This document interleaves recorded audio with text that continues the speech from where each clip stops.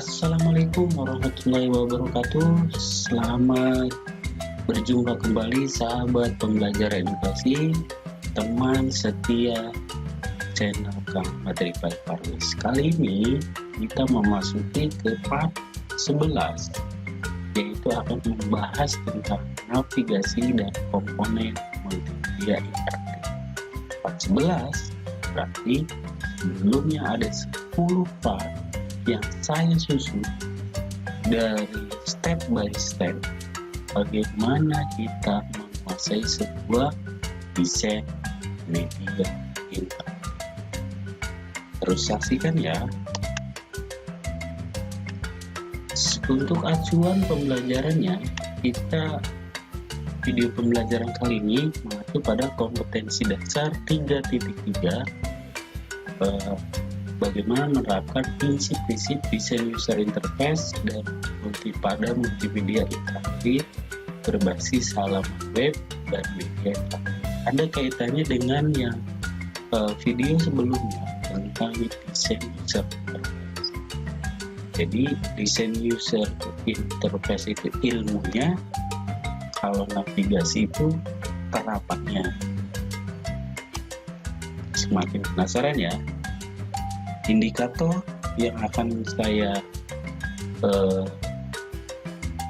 ingin capai bersama sahabat semuanya, bagaimana kita mengidentifikasi struktur navigasi aplikasi multimedia interaktif dan bagaimana menentukan struktur navigasi. Tujuannya sama dengan indikator tadi, ada 2. Nah, ini yang menjadi ciri khas dan tidak ada di video pembelajaran channel manapun. Saya selalu menyajikan ada peta mapping selalu, supaya apa? Fokusnya apa yang akan dibahas. Ada 4 yang akan dibahas. Yang pertama, struktur navigasi itu apa, kemudian jenis struktur navigasi itu apa saja, kemudian langsung masuk ke praktek. Saya berikan contohnya ke model tutorial, langsung komponen-komponen multimedia pembelajaran interaktifnya, baik pendahuluan, materi, evaluasi, dan penutup. Itu isinya apa saja akan saya bahas secara tuntas di video pembelajaran kali ini. Masih penasaran? Tolong jangan di skip dan saksikan berikut.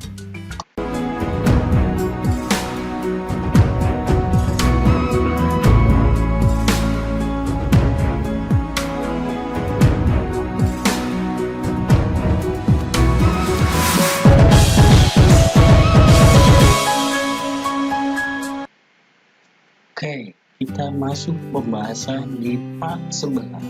Ini materi sangat penting tentang navigasi dan komponen multimedia interaktif. Sudah masuk ke teknis isinya apa saja dan pembahasannya bagaimana? Yuk kita belajar bersama. Struktur navigasi artinya penuntun alur aplikasi multimedia. Jadi kita kalau mau masuk ke sini tuh bagaimana? Jadi menggambarkan jelas ini langsung ke hubungannya antara pengguna dan juga sistem. Contoh, di sini ada link yang masuk ke sub interface, link ke sub interface. Nah, sebelum masuk ke sana, sabar dulu, kita tahu dulu jenis-jenisnya, biar supaya apa? Supaya kita bisa milih yang mana sesuai project. Ada beberapa jenis, ada linear, hierarki, jaringan, dan kombinasi. Kalau struktur linear, pertama struktur linear, penggunaannya seperti presentasi. aplikasi computer based training, tahu kan? Banyak contohnya, atau aplikasi yang memerlukan informasi berurutan. Gini ya. Jadi tidak ada kesempatan kita memilih. Ya, kalau udah running 1, 2, 3, 4 dan baru balik lah. Itu struktur ini ya. Kemudian struktur hierarki seperti pohon. Ini sebuah menu pilihan memiliki lebih banyak menu dengan banyak pilihan. Contoh, halaman utama bisa ke topik A, halaman utama bisa ke topik B. Begitupun sebaliknya, terus banyak cabang. Nah, itu ini struktur hierarki. Kemudian struktur jaringan. Kalau hierarki, lihat ini atas ke bawah. Kalau A ke C ya harus lewat sini dulu karena sifatnya ke bawah, hierarki. Kalau A mau ke B nggak ada, harus lewat sini dulu. A1 ke A ke halaman utama. Tapi lihat yang bentuk selanjutnya yaitu struktur jaringan. Ini bisa kemana saja, ini bisa langsung ke sini, ini lebih hip hop. Nah, nama navigasinya namanya struktur jaringan. Biasanya ini lebih ke navigasi web, ya, banyak link dan kita bisa kemana saja sesuai yang kita inginkan. Kemudian struktur kombinasi atau gabungan bisa. Ini lebih, kalau di dalam ini hierarki ini ya, menu, objek. Antara yang kanan dan kiri tidak berkaitan, tapi yang menu utama itu bisa. Ini biasanya yang banyak digunakan untuk perancangan multimedia pembelajaran interaktif model tutorial. Kebanyakan menggunakan struktur kombinasi. Kenapa ini ada terbatasan antara menu ini yang kiri dan kanan? Karena mungkin kontennya beda. Contoh, masa ini kuis, ini materi. Masa lagi di tengah-tengah kuis langsung ke materi kan susah. Jadi punya wilayah ruang lingkup sendiri. Tapi dari kuis bisa ke materi lewat menu. Ini namanya struktur kombinasi. Ini yang ditunggu-tunggu. Sebelum kita praktek habis-habisan membuat karya sebanyak-banyaknya, sekarang komponennya apa aja sih? Saya contohkan untuk tutorial itu minimal ada 5 ya, 5. Pendahuluan, isi materi, penutup, mungkin disertai ringkasan, dan latihan dan evaluasi. Itu harus ada di tutorial. Nah, supaya kalian atau sahabat semua ada gambaran ini tuh bagaimana baiknya, kayak pendahuluan, membuat title page itu yang bagaimana, bahas tuntas saja. Contoh, kalau membuat title page harus ditulis dengan jelas. Contoh, topiknya, ini kelas untuk kelas berapa, identitas pembuatnya bila perlu, kemudian dilengkapi ilustrasi menarik perhatian, diberi tombol exit. Jadi judul itu harus ada exitnya. Kenapa? Berarti ingin buat.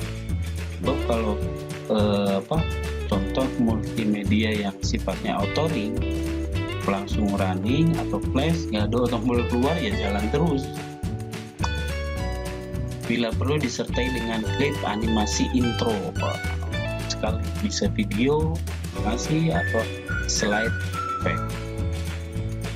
Kemudian jangan diberi menu petunjuk atau di title page. Jangan coba-coba petunjuk itu di title page, jelek. Jadi tidak kelihatan wahnya judul. Jelas ya, ini untuk judul. Kemudian ini petunjuk, harus ada di tutorialnya, harus ada petunjuknya. Kalau tidak ya, ini sebagai penyampaian informasi kepada pengguna nantinya bagaimana menggunakan atau manual booknya. Ini dibuatlah petunjuk berisi cara penggunaan program sederhana, jangan dibuat ribet-ribet. Ini ucapkan bismillah dulu, wah ribet. Yang langsung to the point pada yang ada di ini. Kemudian ada tombol skip dan exit supaya ketika masuk ke petunjuk seperlunya saja. Kalau yang memang sudah paham tentang alur gambaran alurnya ya susah, makanya disertai dengan tombol exit. Bila menggunakan audio atau video animasi perlu dilengkapi dengan navigasi. Ada tombolnya, di klik. Kalau saya pengen ujian dengan MPI ini gimana? Petunjuk. Sebelum ujian masukkan identitas di. Itu dijelaskan di menu petunjuk. Bisa diakses dari semua halaman. Kenapa diakses semua halaman? Barangkali pas bingungnya pas materi dia terus ada navigasi. Sekarang ini yang terpenting, membuat menu. Menu itu usahakan satu layar penuh, bukan menunya segede layar gitu. Tidak. Artinya menu utama yang masuk ke scene atau bagian-bagian tutorial tadi ada dalam satu menu, satu layar, satu scene. Makanya disebut biasanya home, balik back to home. Kemudian menu frame, supaya mempercantik saja, gitu. Memberi orientasi bahwa ini menu ini untuk variasi grafik visual.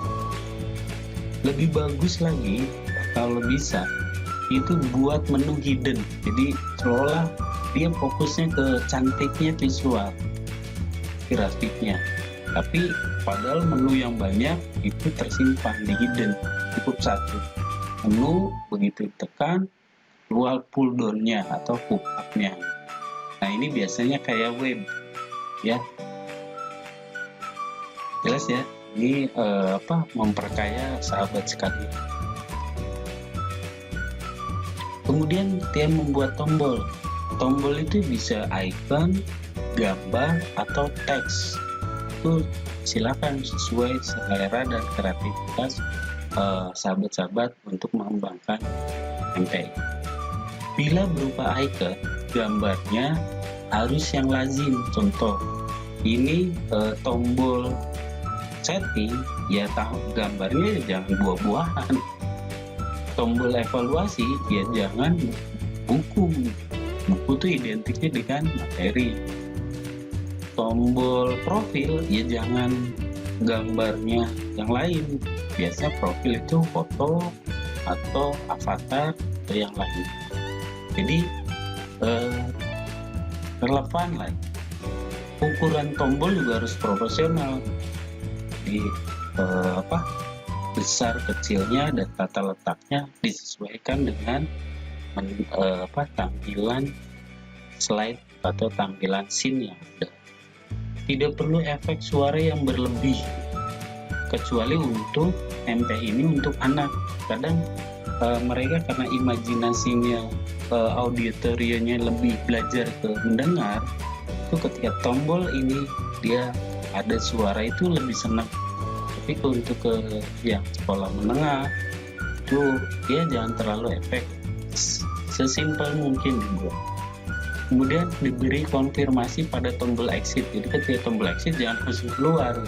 Barangkali tombol exit ini ketekan itu tak sengaja gitu. Ya, ada ketika ini beneran nih mau keluar. Kalau ya berarti benar keluar, kalau tidak balik lagi. Itu untuk tombol exit. Jelas ya, ini berdasarkan pengalaman saya. Mungkin sahabat semuanya banyak yang lebih berpengalaman, tapi setidaknya kita bisa sharing terkait tips-tips atau komponen-komponen yang ada dalam multimedia pembelajaran. Kemudian sekarang penyajian materi kalau bentuknya teks, bagaimana nih tipsnya? Diusahakan teks itu harus ringkas, padat, dan mudah dipahami, karena tidak semua orang tuh senang baca. Senangnya baca, tapi yang intinya saja. Kemudian ukuran jenis huruf itu harus jelas dan profesional. Kalau bisa hurufnya yang sejenis, jangan yang ini hurufnya ini juga kurang bagus nih, ya beda jenis. Jadi fokusnya kurang.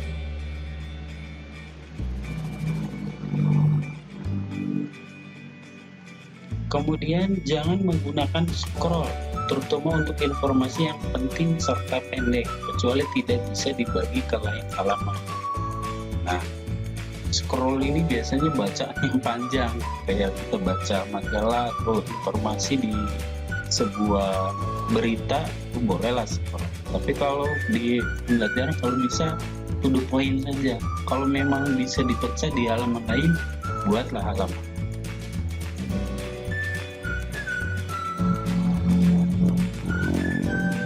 Kemudian jangan gunakan teks yang blank, kedip-kedip atau bergerak banyak variasinya. Kalau bisa janganlah hindari. Kenapa? Ya kadang fokusnya bukan ke ini, tapi ke visualnya, bukan ke intinya. Dan ini yang pertama, warna harus kontras dengan latar belakang. Warna kontras itu terkadang ada kombinasi warna itu yang saling mematikan. Contoh, kuning sama hijau muda itu mematikan, karena memang hijau muda banyak unsurnya dari kuning. Carilah yang lebih kontras, hitam sama putih, atau yang lain lah. Mungkin sahabat belajar bisa lebih paham lagi tentang kombinasi dan variasi dari penggunaan warna. Atau di lain kali akan saya buatkan video pembelajaran tentang warna. Spasi harus proporsional pastinya, jangan mentang-mentang kalimatnya pendek pastinya. Kemudian tingkat keterbacaannya perlu memperhatikan target penggunanya, jangan sampai kecil-kecil banget, jangan terlalu besar juga, jangan, proporsional ya. Kemudian kalau penyajian materinya berupa gambar, itu bagaimana? Acuan pertama, gambar itu harus relevan dengan materinya. Kalau gambar tikus sih memang tikus. Ada yang kadang tikus ini tikus apa kelinci. Ada gambarnya, karena memang ini bentuknya 2D atau hasil rancangan sendiri, bukan hasil foto.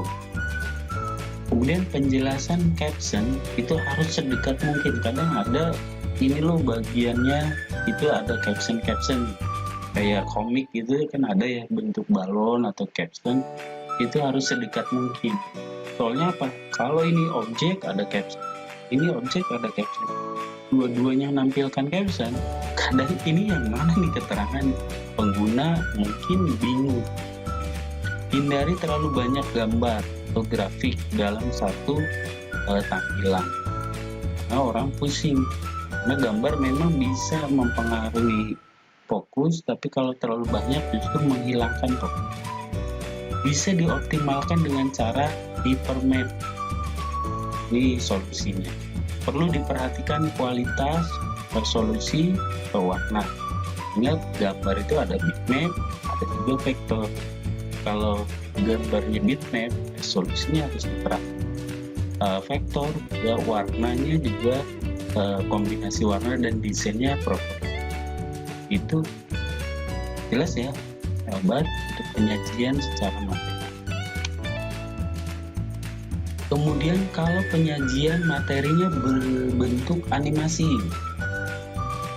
itu harus benar-benar ya, lagi-lagi harus relevan gitu. Relevan itu artinya kesesuaian dengan kontennya. Kemudian gunakan animasi bila akan menonjolkan perubahan yang dinamis. Tidak semua animasi itu bagus. Artinya apa? Ini pakai animasi, ini pakai animasi. Tidak semua. Pokoknya kalau ini menunjukkan perubahan dinamis, itu gunakanlah animasi.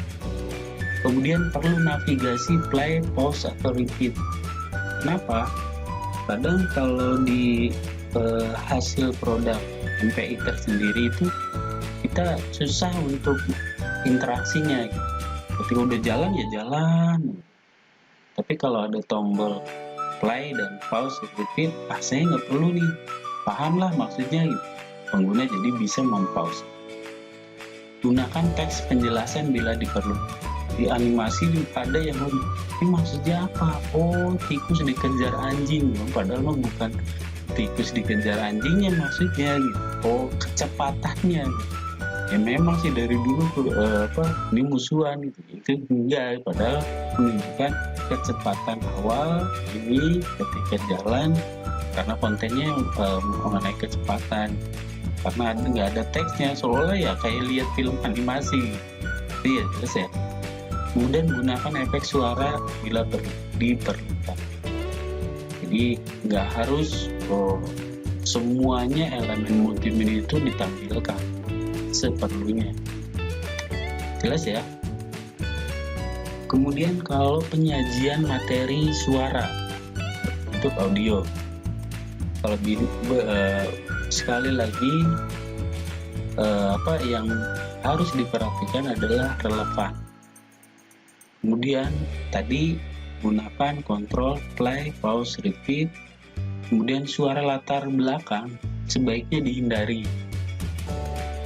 Ya, jadi apalagi backsoundnya itu yang lagu-lagu favorit, kalau bisa dihindari. Kemudian efek suara yang tidak relevan sebaiknya dihindari.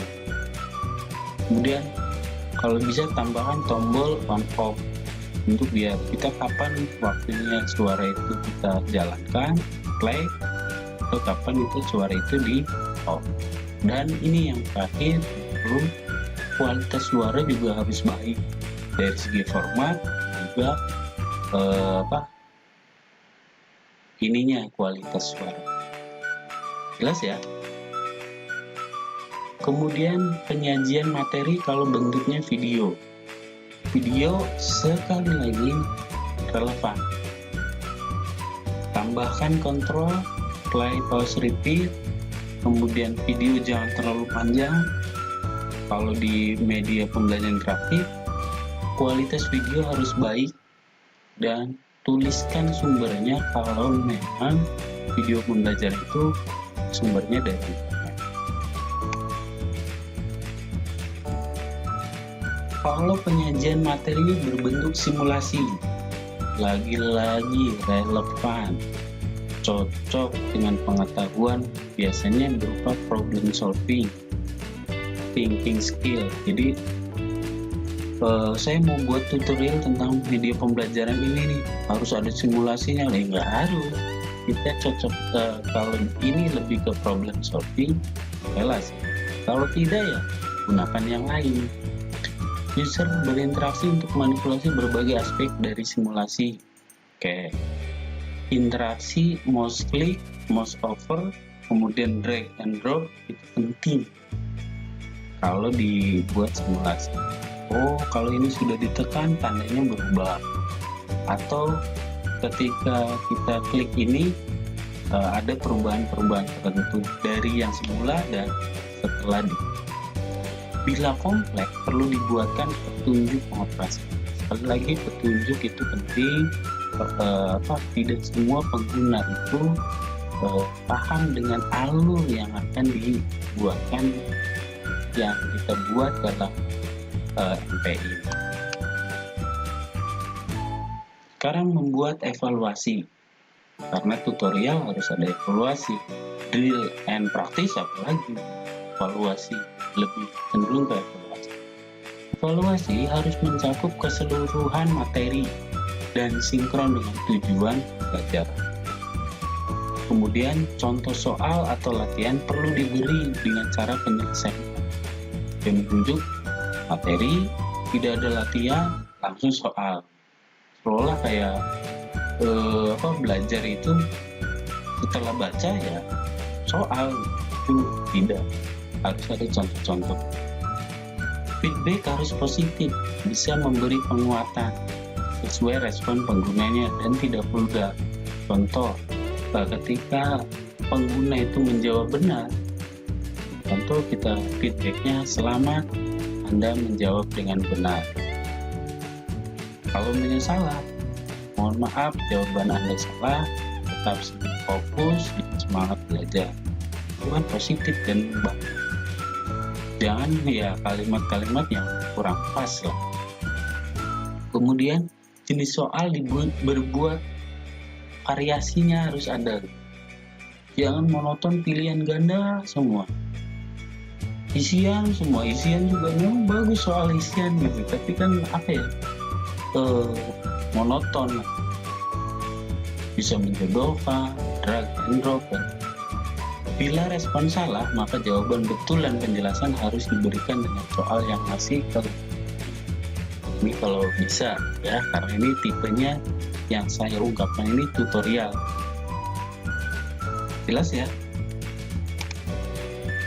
Nah, kemudian untuk membuat penutup ringkasan, biasanya glossary atau daftar kata istilah. Contoh kayak user interface, bahasa Inggris itu kadang istilah bahasa Inggris bagus sih diucapkan, tapi kadang orang membuat bingung jika itu diusahakan dalam multimedia interaktif. Biodata pembuat juga boleh, daftar acuan atau referensi baik buku, website atau apa, akan lebih baik itu ditampilkan. Bagaimana sahabat? Jelas ya? Semoga apa yang saya bahas tadi itu bermanfaat. Kurangnya dan salahnya mohon dimaafkan. Sekali lagi, jika ada manfaatnya silakan share sebanyak-banyak. Dari pembahasan tadi bisa saya simpulkan dua hal.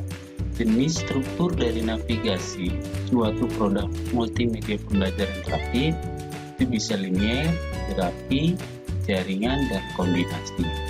Dua, komponen multimedia pembelajaran interaktif setidaknya mencakup pendahuluan, penyajian materi, latihan, dan evaluasi, petunjuk, dan penelitian. Semoga bermanfaat. Sekali lagi, sebelum saya tutup, ada sebagai ciri khas saya, setiap video pembelajaran saya berikan kalimat-kalimat inspiratif. Satu, untuk video kali ini, mencatat itu bukan memindahkan dan menyalin informasi dari buku atau sumber informasi ke kertas. Yang seharusnya ada catatan ilmu apa yang kau pahami, kau yakin. Artinya, kalau kau yakin sudah pernah melakukan dan pernah merasakan, kemudian pernah memberikan, baru dicatat. Karena catatan itu date-nya dengan penting. Sekali lagi mohon maaf, semoga menginspirasi. Saya cukupkan. Selamat belajar, selamat berkarya, selamat berbagi. SMK bisa. Saya Tripai. Assalamualaikum warahmatullahi wabarakatuh.